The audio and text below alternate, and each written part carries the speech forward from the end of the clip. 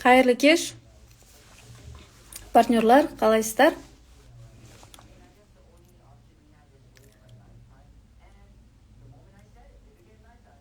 Басқа да партнерларыңызды шақырыңыздар.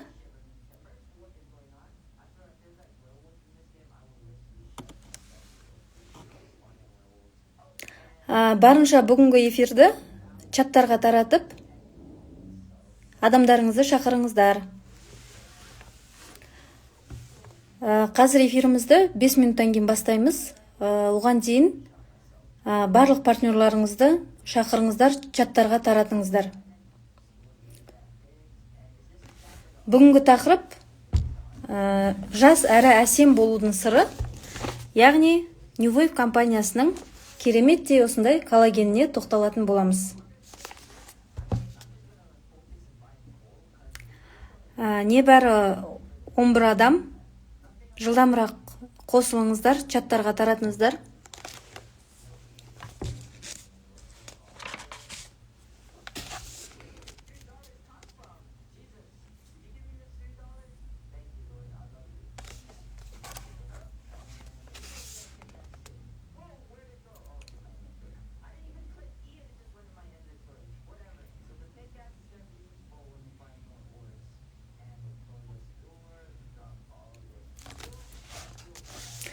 Жалпы компаниямыздың коллагендерін ішіп көргендер бар ма арамызда? Даусым қалай шығып тұр?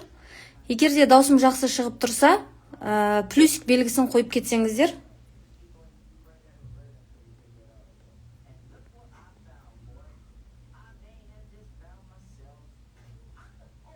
Біздің коллагендерді ішіп көргендеріңіз бар ма? Осы коллагендерді ішіп көргендеріңіз бар ма араларыңызда?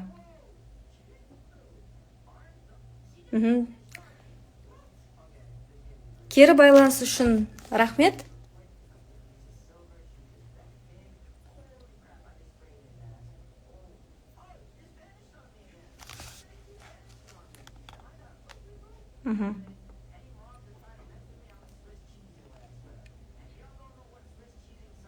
Қанша упаковкадан ішіп көрдіңіздер?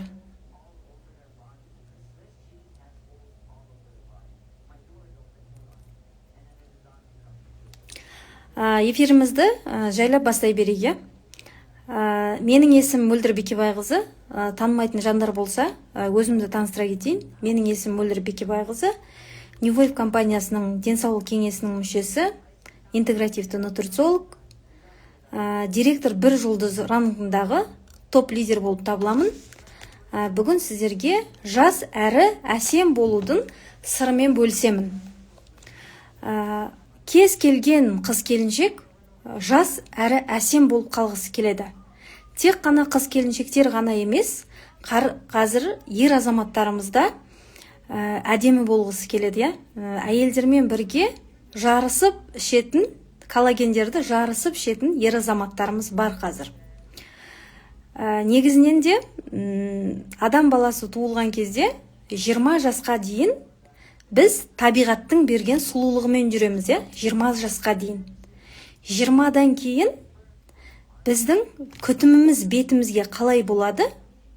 Сол бет келбетімізбен жүреміз, сыртқы келбетімізбен жүреміз. Күтімге байланысты.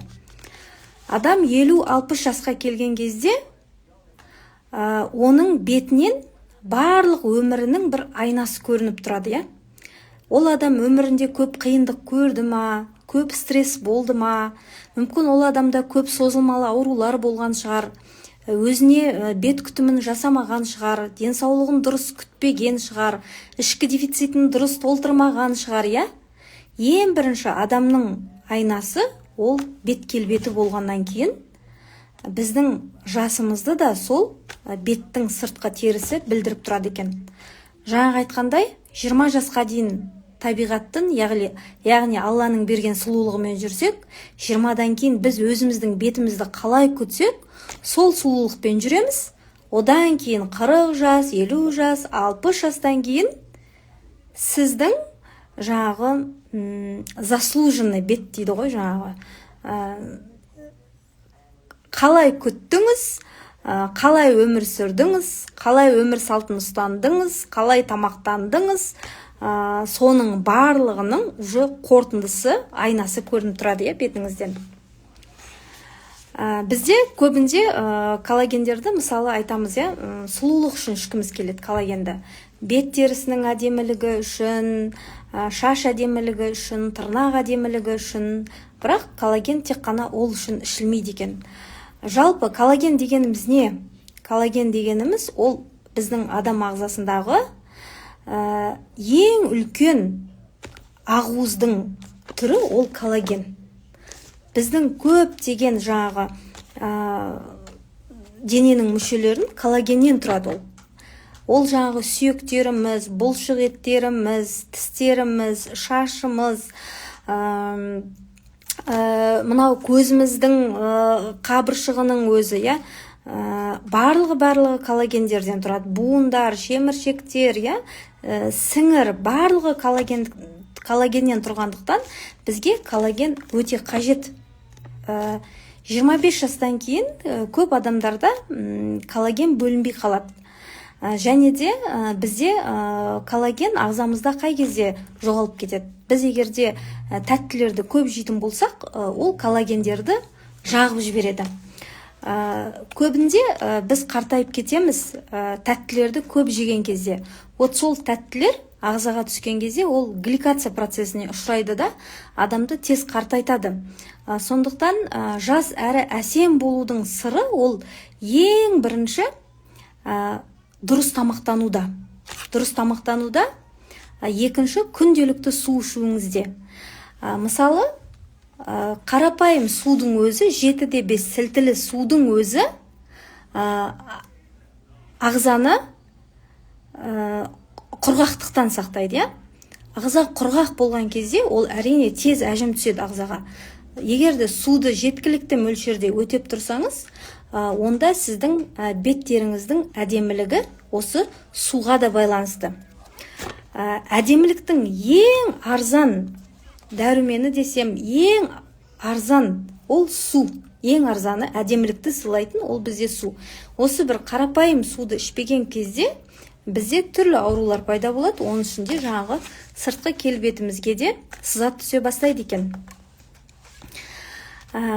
Әсем болудың сыры ол сіздің өзіңізді барынша күткеніңізде, дұрыс тамақтануыңыз, күнделікті су нормасын өтеуіңіз, түнгі сапалы ұйқыңыз, ерте жатсаңыз, ерте тұрсаңыз, күнделікті 10.000 қадамыңыз, оның барлығы әдемілікке жатады.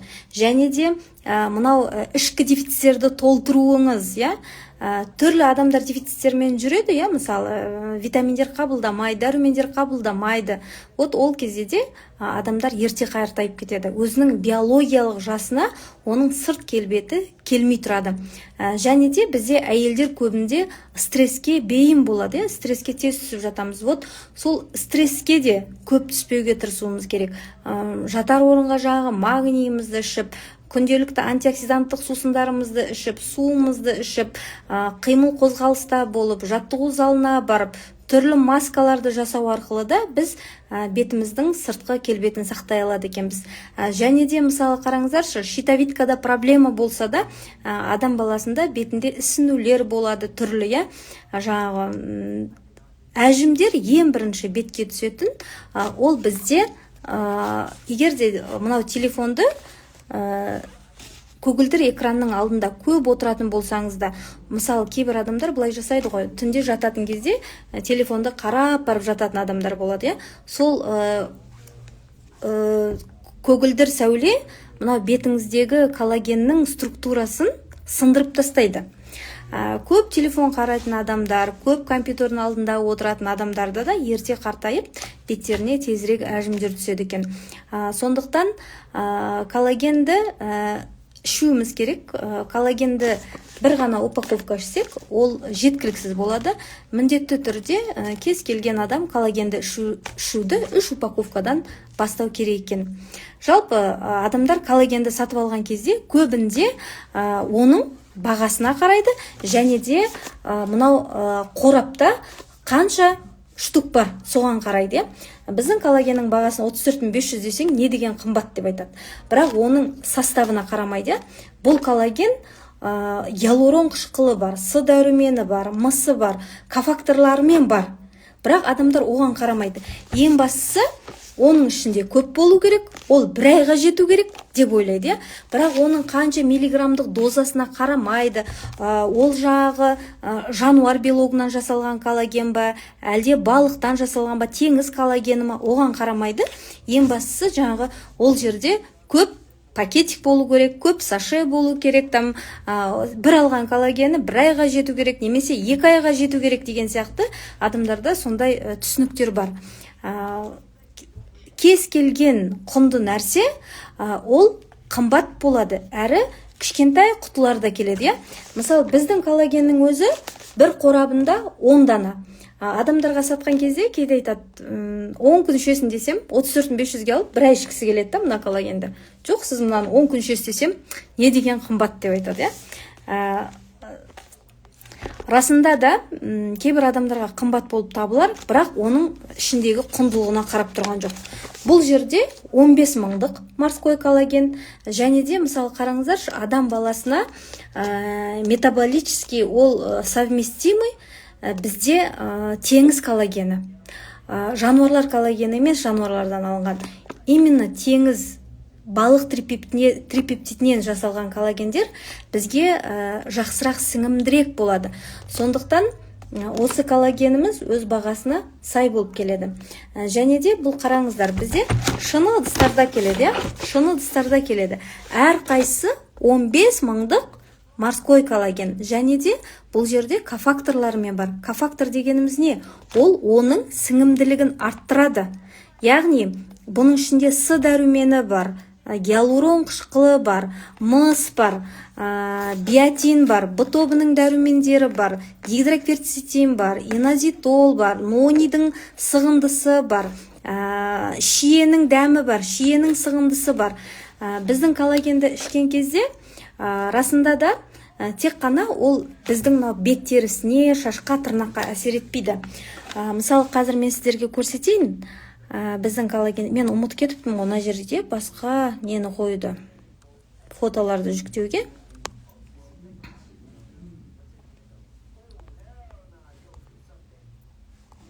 Қараңыздар, мына жерде коллагеннен болған нәтиже, витилигі. Көбісі айтады ғой, ойлайды ғой, осы коллаген ішкенде тек қана бетім әдемі болады, шашым қалындайды деп. Ол да қалындайды, бет те, шаш та. Бірақ біздің практикамызда витилигадан да осы коллагеннен күшті результаттар болып жатыр екен. Өйткені бұның құрамында цинк бар. Цинк кез келген жараларды жақсы емдейді. Және де кімде мысалы асқазанда жара бар, эрозия бар, ашық жаралар, язва бар, сол адамдарға да біз осы коллагендерді ұсына алады екенбіз. Және де коллагендерді мен өзімнің практикамда варикозы бар әйелдерге де ұсындым. Өйткені коллаген ол біздің қан тамырлардың стенкасына да коллаген қажет болады. Және де бұның құрамында дигидрокверцетин бар. Кім мысалы, кімде варикоз болса, сол адамдарға біз коллагенді беруіміз керек екен. Және де кімнің мысалы шашына ерте ақ түсіп жатыр, ол адамдарға да коллаген жеткіліксіз деген сөз. Сол адамдарға да коллагенді береді екенбіз. Мысалы айтамыз ғой, біз шаш ағарып жатқан адамға цинк жетіспейді, оған коллаген жетіспейді, белок жетіспейді, Б тобының дәрумендері жетіспейді, магний жетіспейді деп айтамыз. Ал мынау коллагеннің құрамы өте бай. Сол мен айтып жатқан қосындылар осының ішінде бар. Жалпы коллагенді қанша жастан бастап ішеді дейді. Бұл коллагенді біздің 3 жастан бастап балаларға беруге болады. Көп балаларда мысалы ағуыз жетіспеушілігі бар, салмақтың дефициті бар, салмақтың аздығы бар. Сол адамдарға да, балаларымызға да коллагенді берсек болады. Тіпті бұл коллагенді емізуші аналарға да береміз, жүкті аналарға да 2-ші триместрден кейін беруге болады екен. 2-ші триместр аяқталғаннан кейін жүкті келіншектерімізге де беруге болады екен коллагендерімізді. Мысалы қараңыздар, әйел адам босанып болғаннан кейін де оның сүйектері қалпына келу керек. Жаңағы таз сүйектері бәрі жиналу керек. Оған да сол кезде коллаген қажет болады. Сондықтан босанған әйелге де коллагенді күн ара қабылдауға болады. Егерде баласының жаңағы іші айдап жүріп кетпесе, ол емізуші анаға да рұқсат етіледі. Бірақ баласының жағдайын ескере отырып ішу керек екен.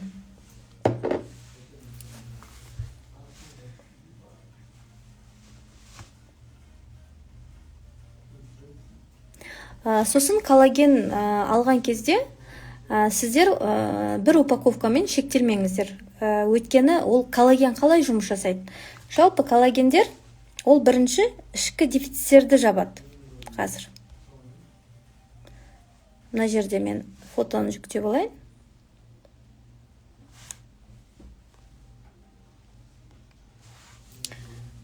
Коллаген ішкен кезде ол бірінші бірден сіздің бетіңізге, шашыңызға, тырнағыңызға бірден бармайды. Сондықтан коллаген алған кезде бірден 3 немесе 5 упаковкадан алған дұрыс болады. Өйткені алғашында ол сіздің ішкі дефициттеріңізді жабады. Егерде сіздің буын ауыратын болса, егерде сізде мысалы грижа болатын болса, протрузия болатын болса, буын аурулары түрлі болатын болса, онда сізге коллагенді көбірек ішу керек. Аяқ қолыңыз кезінде сынған болса, сізге коллагенді көбірек ішу керек. Өйткені ол бірінші ішкі дефицитті емдейді, одан кейін ол сіздің сыртқы келбетіңізге келеді. Бетіңізге, мысалы, коллагеннің 3-ші упаковкасын ішіп жатқанда, сіз бетіңізге шығуы мүмкін, шашыңызға шығуы мүмкін, тырнағыңызға шығуы мүмкін.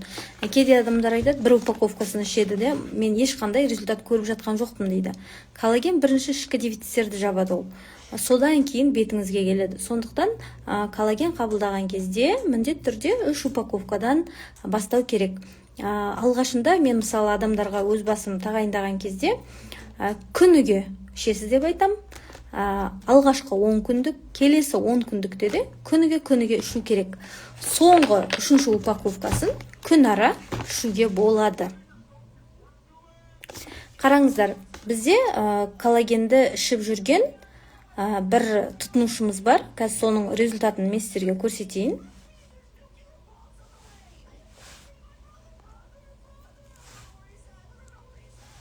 Қараңыздар. Бұл кісі қарағандылық біздің тұрақты тұтынушымыз, коллагендерді ұзақтан бері ішеді, және де тек қана коллаген емес, біздің компанияның өнімдерінің барлығын ішеді.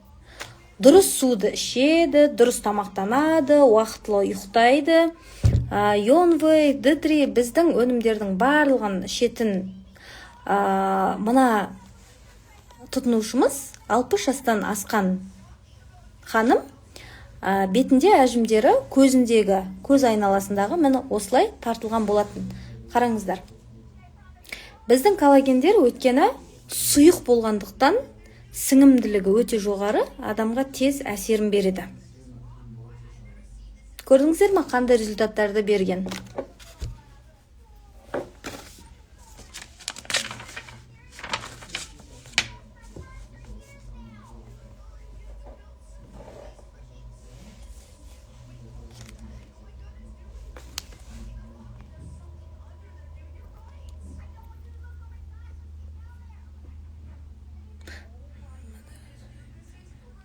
Модераторлар кімдер олар? Модераторды қос дейді. Модераторлар кімдер олар?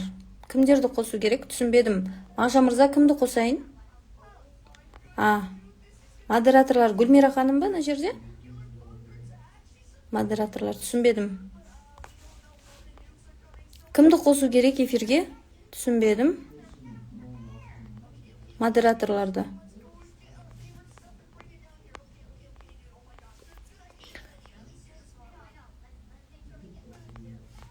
Қазір мына жерде сұрақтарыңыз бар болса, мен қарап шығайын.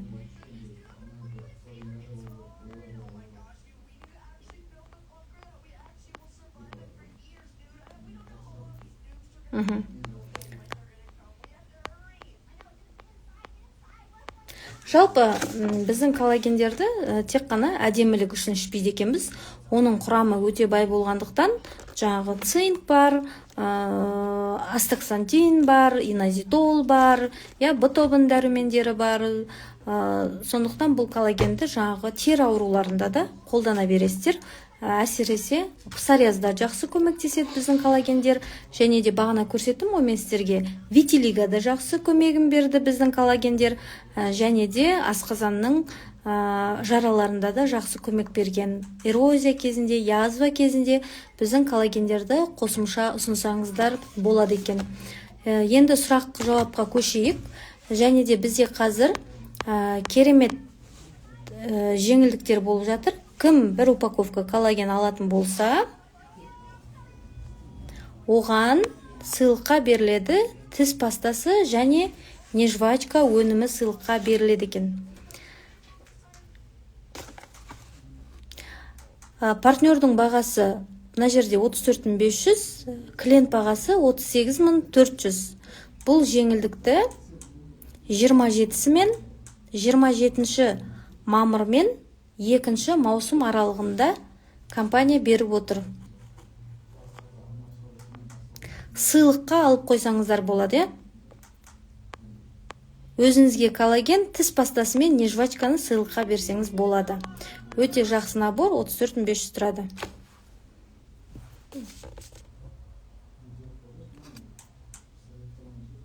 Мен 3 упаковкасын алып іштім дейді. Ешқандай өзгеріс болмады. Неге екен, ішкеннен кейін тізем ауырды. Бірақ омега-3 ішіп жүрмін, тізем қойды дейді. Қараңыз, ішкеннен тізем ауырды дейді. Сіз коллаген ішпей тұрып, ең бірінші блэквейвпен тазаланып алсаңыз, сол кезде коллаген жақсы жұмыс жасайтын еді. Өйткені көп буын аурулары ол токсиндерден болады. Көп шлак токсиндер олар буындарға барып жасырынады. Бірінші блэквейвпен тазаланып алыңыз. Одан кейін барып коллагенді ішіңіз. Міндетті түрде D3-ді көтеру керексіз. Қосымша костный бульон ішіңіз. 3 жастан бастап біздің коллагендерді іше береміз. Балаларға осының жартысын беруге болады. Ересектер бір флакон өзін ішетін болса, балалар жартысын ішуге болады. Тағы да ішіңіз сіз. 3 упаковка, значит, сізге аз деген сөз. Значит, сізде ішкі дефициттеріңіз өте көп деген сөз. Тағы да алып ішу керек сізге. Сұрақтарыңыз болса, енді сұрақтарыңызды қойыңыздар.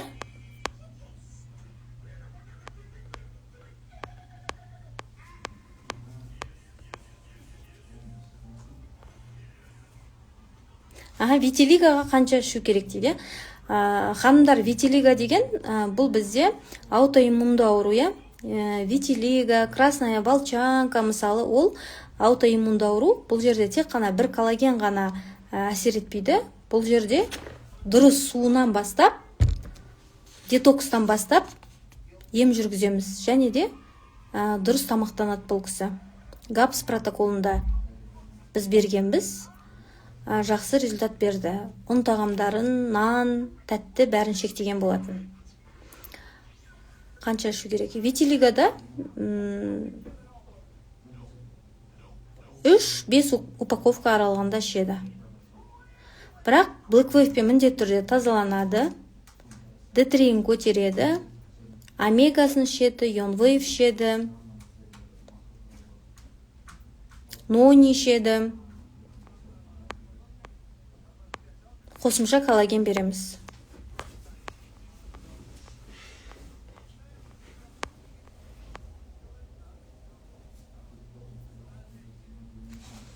Зопқа қалай ішеді дейді.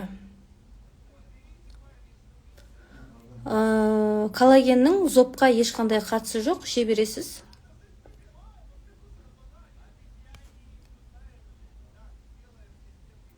Коллагенді қанша уақыт ішеді дейді.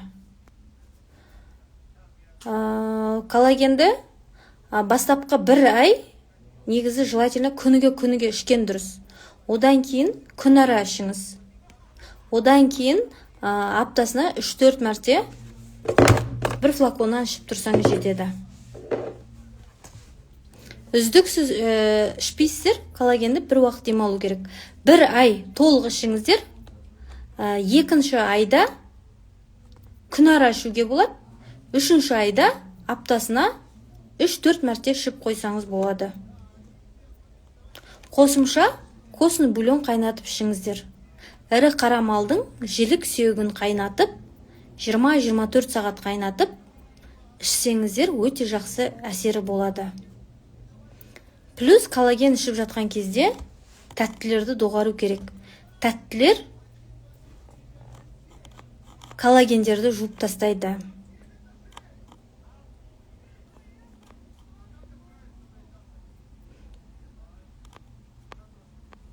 Эфир сақталады. Өтпелі тасқа не ішеді дейді? Қозғалмалы тас па, ойнамалы тас па? Өтіңізді айтып жатсыз ба? Өттегі тасқа бұл компанияда ешқандай өнім жоқ. Тек қана жұмсақ холестеринді приступ бермейтін жұмсақ тастарға ионвейвті нониді ішуге болады. Оның құрамындағы фосфор жұмсақ холестеринді тасты үгітетін қасиеті бар.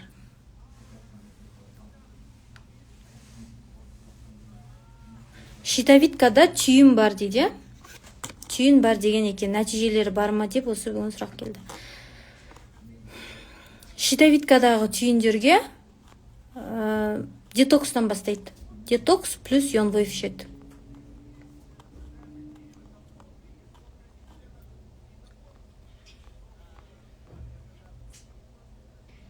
Псориаз 16 жастағы ер балаға жақсы көмектеседі. Алдында мен жаңа көрсеттім ғой, псориазбен ауырған бала, ол 20-дан асқан бала болған. Псориазға өте жақсы көмек берді.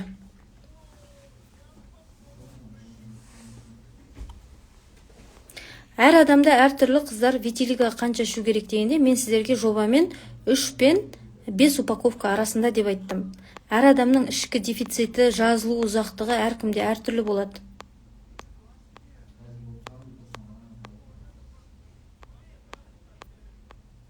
Нақты осылай ішсін деп айта алмаймын.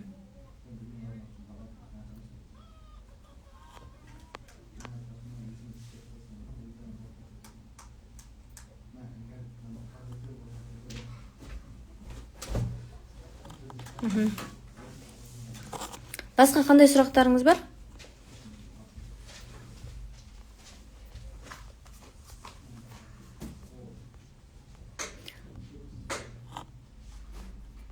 Жалпы біздің коллагеннің артықшылықтарын білдіңіздер, иә? Біздің коллаген ол нарықтағы ең үлкен дозада келген 15 мыңдық коллаген деп айтасыздар. Ең біріншіден 15 мыңдық балық трипептидінен алынған коллаген. Балық трипептидінен жасалған коллаген адам ағзасымен өте жақсы сәйкес болғандықтан сіңімділігі жақсы, тез әсерін береді, иә? Бірінші артықшылығы біздің коллагеннің. Екінші артықшылығы оның құрамындағы кофакторларының бар болғандығында.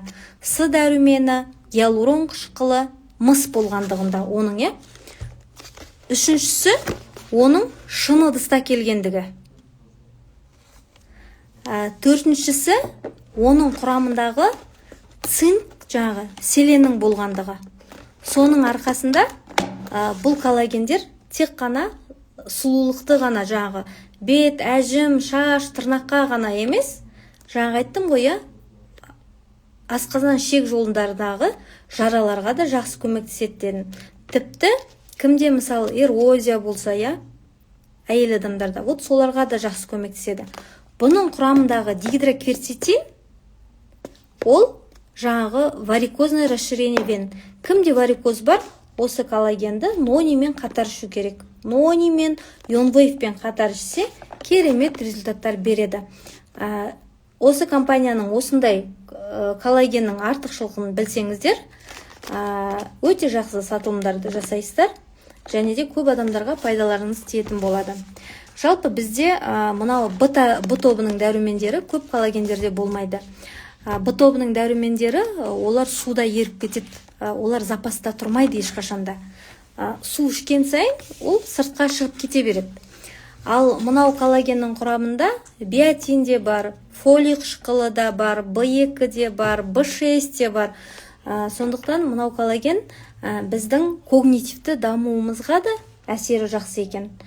Көп адамдар бізде анемияға ұшырап жатыр, темір жетіспеушілік емес, Б тобының жасырын анемиясына шалдыққан адамдар бар.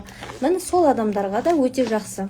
Кімде іш қататын болса, ол адамдарға да өте жақсы. Өйткені қара шие ішті жақсы айдайды, ішекті жақсы тазалайды.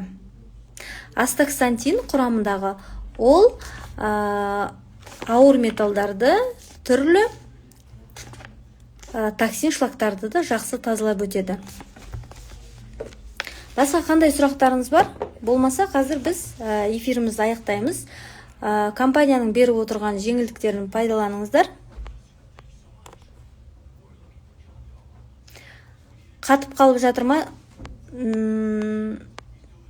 Білмедім. Қатып қалып жатыр ма, Меруерт?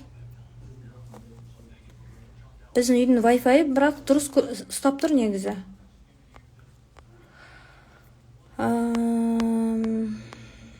ТТГ9 жоғарылап кеткен не ішуге кеңес бересіз дейді. ТТГ9 жоғарылап кеткен болса, сізге эндокринолог гормон тағайындау керек. Және де кез келген щитовидкадағы проблема ол ішектен болады. Ішекті тазалау керек. Ішек пен щитовидка өте тығыз байланысты. Ішекті тазалайсыз, ішекке сау бактерияларды түзеуіміз керек. Ішек жақсы көретін азықтарды беру керекпіз. ТТГ9 бұл жерде гормон береміз, бірақ бұл адамның жасы, салмағы барлығы рөл ойнайды бұл жерде. Біздің компаниядан әрине детокстан бастайсыздар. Детокстан бастайсыздар, ионвей бересіз, D3-ін көтересіз, және де бұл кісіде темір жетіспеушілік анемиясы болмау керек. ТТГ жоғары деген сөз, бұл кісіде анемия деген сөз.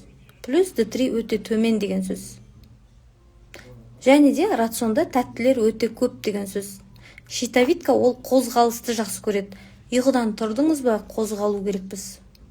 Жүрсеңіз, щитовидка іске қосылады. Жалпы, енді эндокринолог мамандар эутерокс, битерон турецкийді ұсынып жатады, оны эндокринологқа барып, салмақ бойыңызды айтып, жаздырып аласыз, коррекция жасайсыз.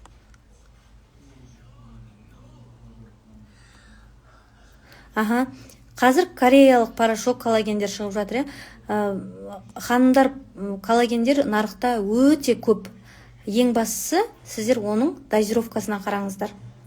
Дозировкасына қараңыздар. Және де оның құрамында С дәрумені бар ма, гиалурон қышқылы бар ма, биотин бар ма, соған қараңыздар. Кофакторлары міндетті түрде болу керек.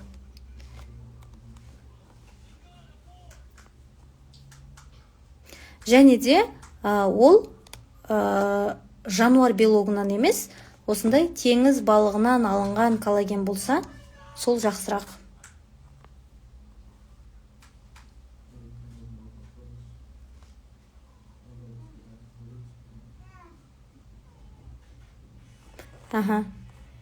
Қараңыз, мына керемет сұрақ қойыпты, тілектес па? Тілектес ханым. Сұрағым бар еді. Қазақтарға теңіз коллаген әсер етпейді дейді. Малдың коллагенін ішу керек дегенге ойыңыз дейді. Теңіз коллаген ол кореялықтарға күшті дейді. Жоқ, қазақтарға да жақсы әсер етеді. Неге? Біздің коллагеннен керемет результаттар болып жатыр негізі. Ол қате пікір. Әр адамға әр түрлі әсер етеді. Ол ішкі дефицитке байланысты.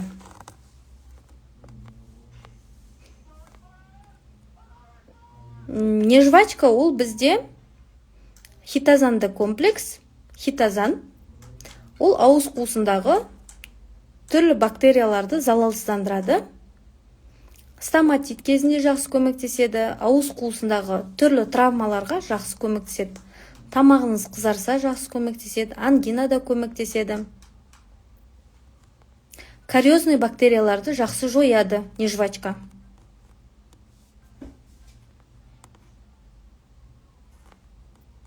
Нежвачка әр баланың қалтасында, әр үлкен адамның қалтасында жүру керек. Не жвачка өзі сондай кішкентай бағалары да қолжетімді, бірақ үлкен проблемаларды шешеді. Тамағыңыз ауырып, қызарып бастаса, осы не жвачканы сорып бастасаңыз болады. Балаларға да тәтті конфеттердің орнына беріп қойсаңыз, күніне 1-2 рет сорса жақсы.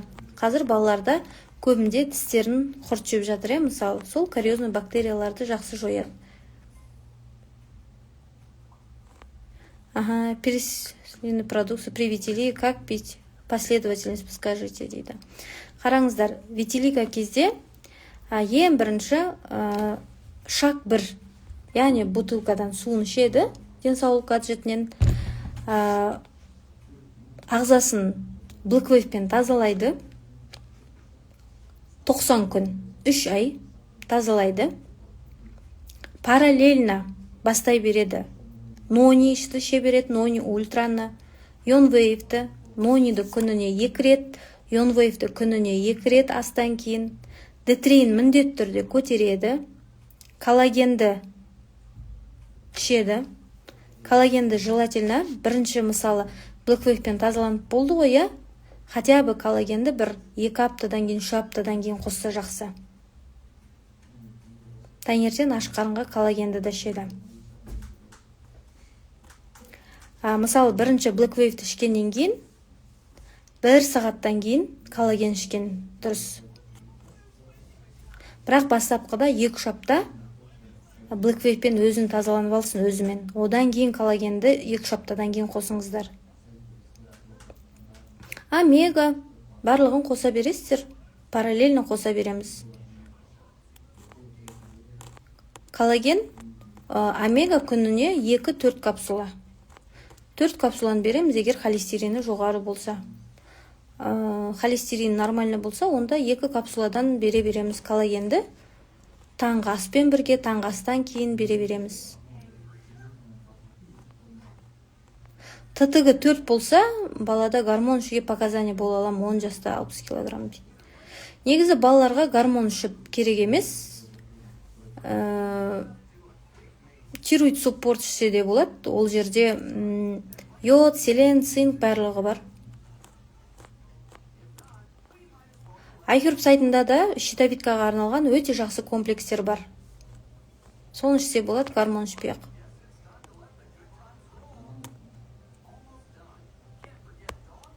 Рахмет, Айжан ханым, Гүлжан ханым. Негізгі бүгінгі эфир мен тақалған кезде айтты да мағанша. Уақыт өте тығыз болған кезде айтылды. Бұл эфирге басқаша дайындықпен шыққым келген еді негізі.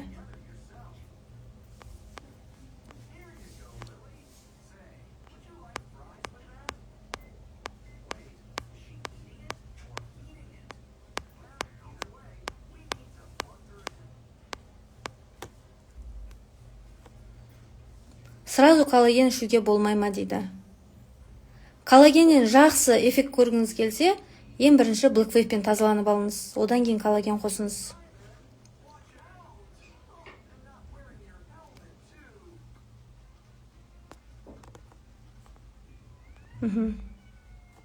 Мен коллагенді 5-ші пачкасын ішіп бастадым, күніне 1-ден ішемін дейді. Артық болып кетпей ма, менің аяғым бұлшық еттері әлсіз дейді. Көп адамдар осы бізде коллагеннен қорқатта. Жаңағы менде киста бар, миома бар, коллагеннен өсіп кетпей ма, маған коллаген ішпе деп айтты деп. Бұ тобын дәрумендері болмайды, маған коллаген болмайды деп. Жоқ, коллагеннен мысалы ешқандай миома, киста өспейді. Сізге де айтарым,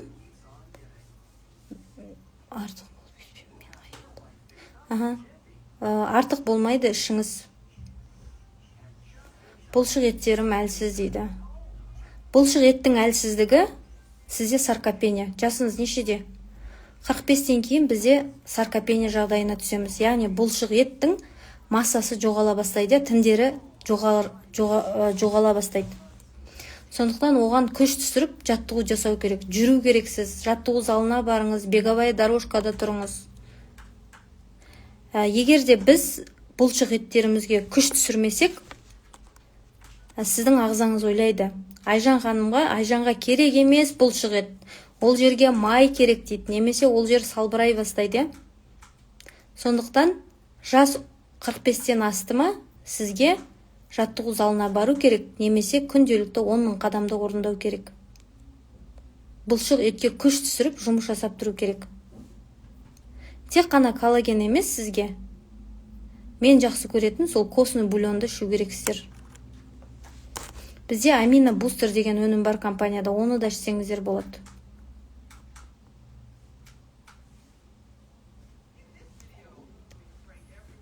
Бесінші пачкасын ішіп бастадым. Күніне біреуден ішемін дейді. Сізде қалай енді бет терісінде бір әдемілік бар ма? Бетіңіз серпімді бола бастады ма?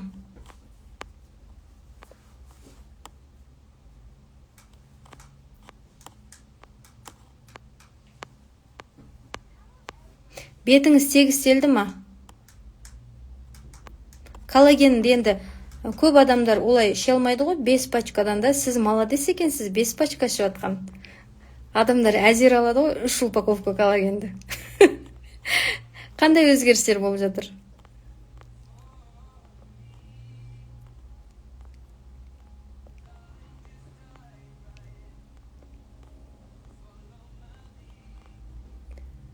Коллаген ішкенде шашын түсуі тоқтайды, шашын түсуі тоқтайды, сосын мынау шаштың структурасы қалындап бастайды. Бетіңіз, денеңіз бәрі жылтырап бастайды.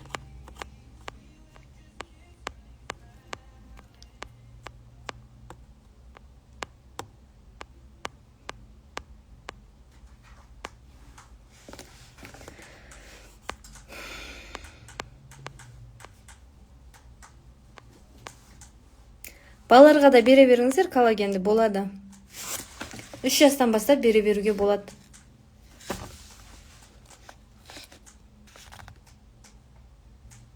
Иә, коллаген жалпы ол адамның бұлшық етін құрайды ғой.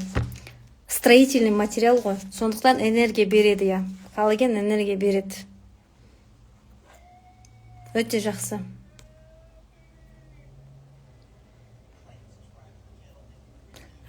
Дәрігердің нұсқауымен анализ нәтижесіне қарай берілген ол кісіге дейді. 5 пачка ма?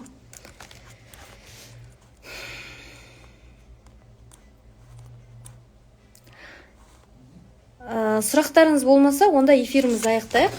Жалпы, коллагендер туралы түсінікті болды деп ойлаймын.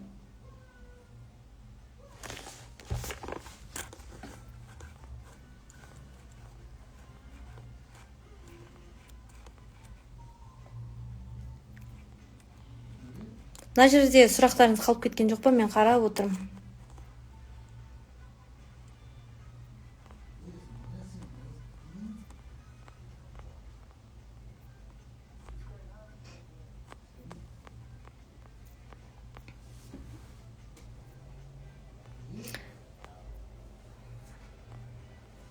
Жақсы, ендеше сау болыңыздар. Алда бізде Ташкентте компаниямыздың 2 жылдық мерейтойы болады. Сол Ташкентте кездесейік.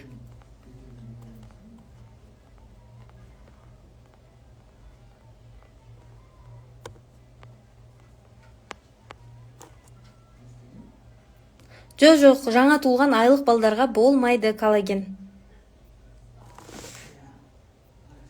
Мамасы дұрыс тамақтансын, мамасын емсін бұл балалар. Ол балаларға болмайды. Коллаген ол балаларға болмайды. Өйткені бұның құрамындағы дозасы үлкен.